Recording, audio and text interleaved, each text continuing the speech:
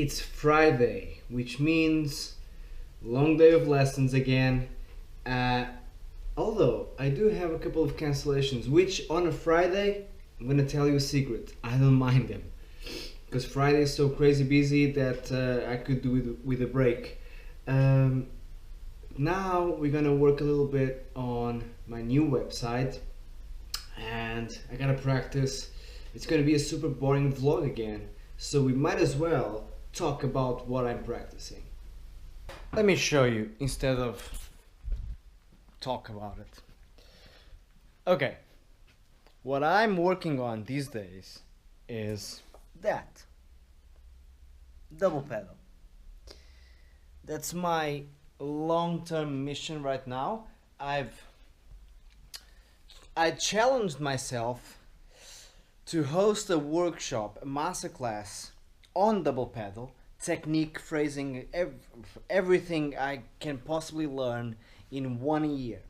So on September 2017, I will host a masterclass on double pedal. What does that mean? It means that I have much to learn. I have to commit to this. I can't procrastinate, and I truly believe that this is a great way of, if you put yourself out there and you kind of put it out in the universe, a challenge, a dare almost, you will push yourself further than you would if you just secretly decide to improve something in your life. So that's why that's why I do most of the things I do. I dare myself to do them, and then I push myself really hard to pull it off. So that's what I'm practicing these days. So lately, double pedal wise, I'm working on singles, heel down and heel up. That's for all the drum geeks out there. And table of time with the double pedal, from quarter notes all the way down to 30-second notes, going through all the quintuplets, all that stuff, everything.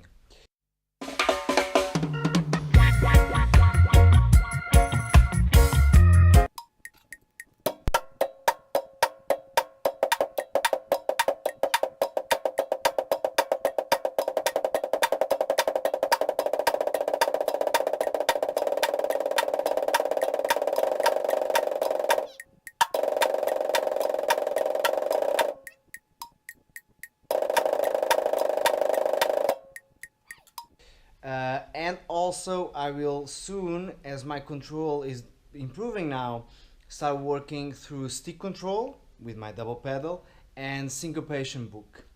So instead of keeping time with the bass drum, which is what you do in the syncopation book,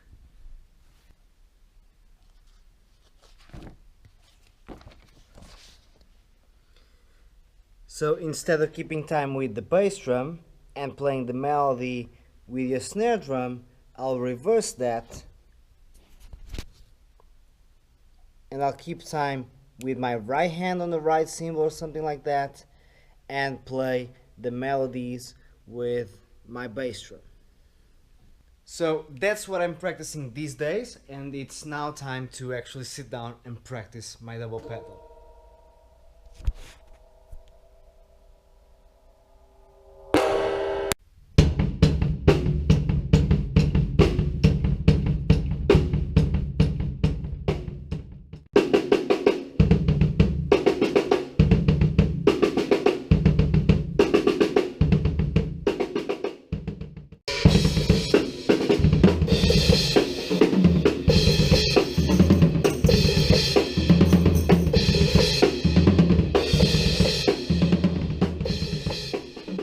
Okay, it's time to go grab some lunch. I got my first student, Scott, in half an hour. So I'll see you guys soon. I'm starving.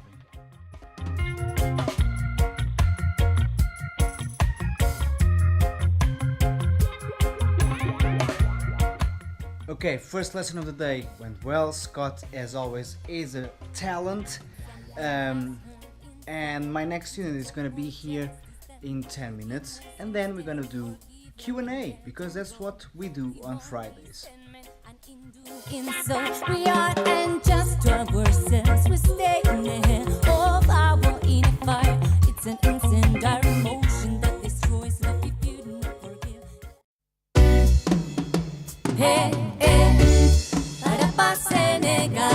Okay guys, it's time for Friday's Q&A. All right, so first question only asks, where are you from? So I'm from Portugal. More specifically, I'm from a small town just outside of Lisbon. Instead of saying it, I'll just write it here so you can see the spelling. My family from my mother's side are from the north of Portugal. But then they moved down to the capital, Lisbon, and we eventually moved out of Lisbon to this like suburban area, kind of not outskirts, it's outside the outskirts. But yeah, it's a lovely kind of countryside-ish small town with I don't even know the population, but I'll look it up and I'll write it again, like somewhere here. The next question was sent to me via Facebook. It asks, were you a teacher before moving to England? Yes, I've been a teacher for 10 years now. I've been a drum teacher, to be more specific, since 2005, 2006, I believe I started teaching the drums.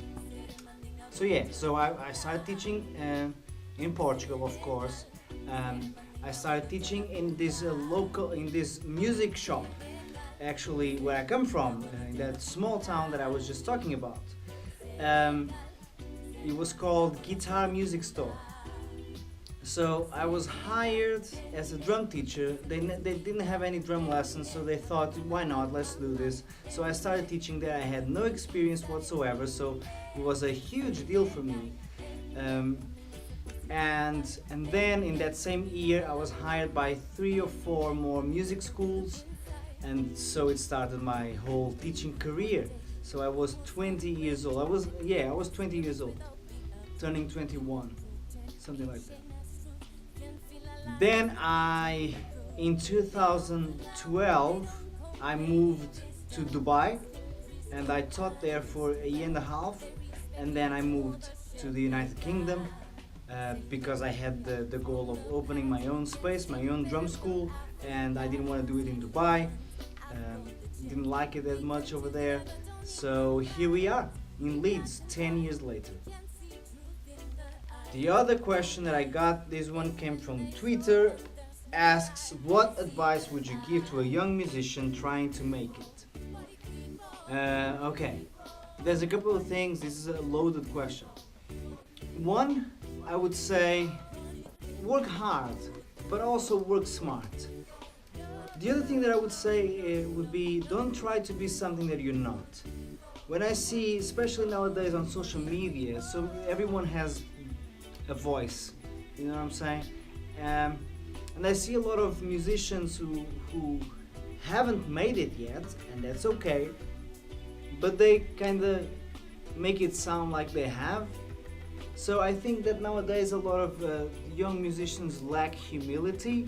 When I was growing up as a musician, because we didn't have any social media, we couldn't just go around and brag to the world that we were doing this and the other when it wasn't true. We could only talk about things that we were actually doing in real life or not doing, so we wouldn't talk about anything.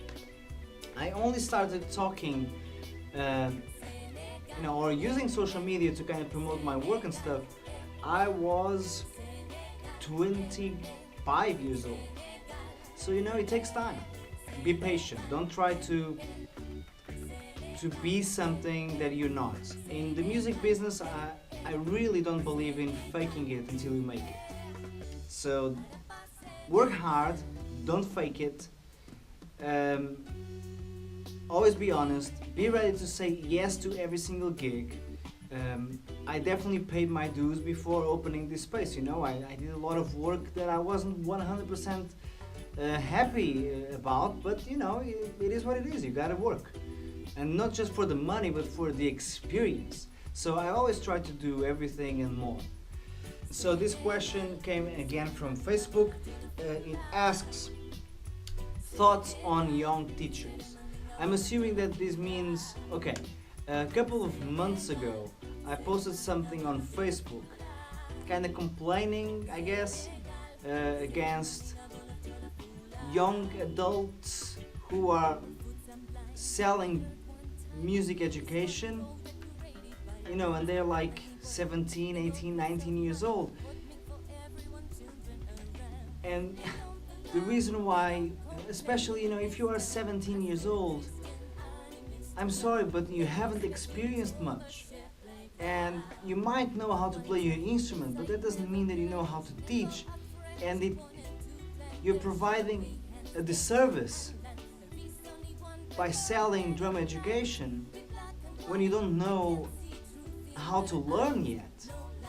So you're basically trying to hack your way into this business instead of learning your craft, and your craft I mean teaching, and then you give back.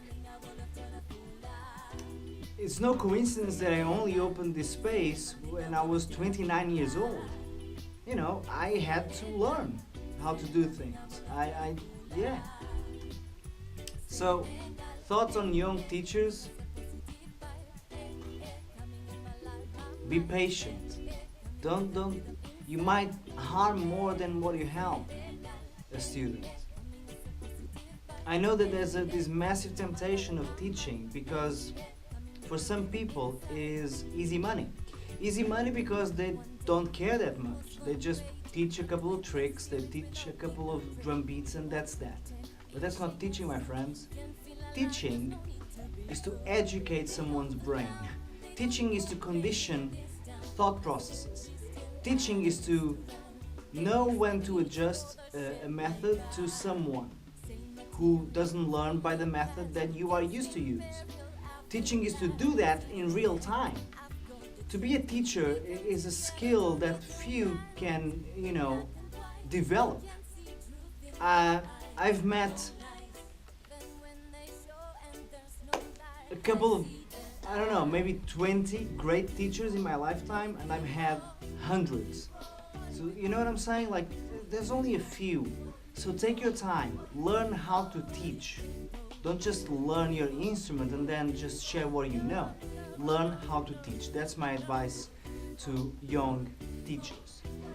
Cool, that's Q&A for today. It's now 6 o'clock, which my next student is actually in 90 minutes, which gives me plenty of time to sit down and practice for my workshop, which is this Sunday at 12 p.m., part 4 of my linear drumming month. So I gotta go practice.